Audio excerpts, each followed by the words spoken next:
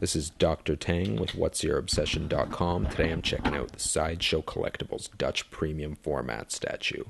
I've been a huge Predator fan for ages, and I absolutely love Arnold in this. This was like one of his peak films for me, this in Terminator 2.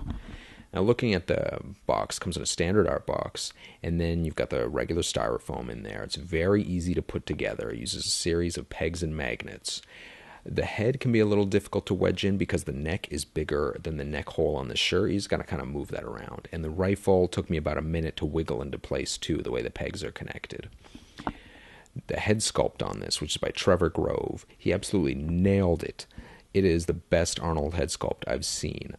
I've seen a bunch of the Hot Toys versions of Arnold, and I used to have the T800 Sideshow statue. This one beats it by far. It looks absolutely incredible, just the intensity of it. I haven't compared it to the Enterbait T800 yet, though. The base on this, it's a mix of technology and organic, and while it doesn't come from any specific scene of the Predator film, it has a Predator kind of feel to it, so I'm okay with it. It is cool as hell, though. There's some glossy areas on there, like a swamp kind of look, and there's a lot of green highlights and dark brown kind of shading throughout there. It's very nice.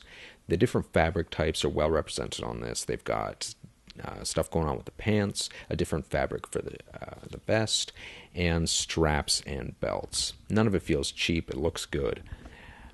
In terms of the paint, most of the paint is good.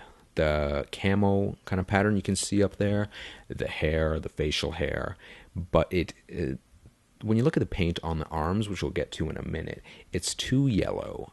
It definitely could have used more red, and when you compare it to the movie, you get that as well. It's supposed to be more red. The pock marks on the arms, which you'll also see in a minute, are too prominent as well.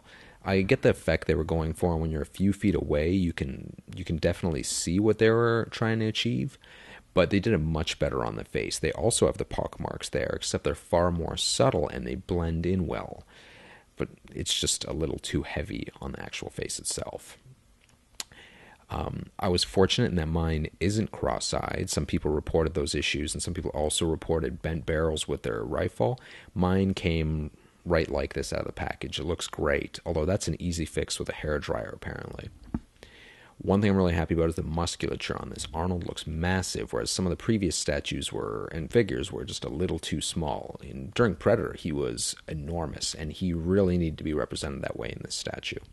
Overall, I'm super happy with this one. It's got some flaws, but the presentation is phenomenal, and the head sculpt just incredible. If you like this video, please subscribe for more.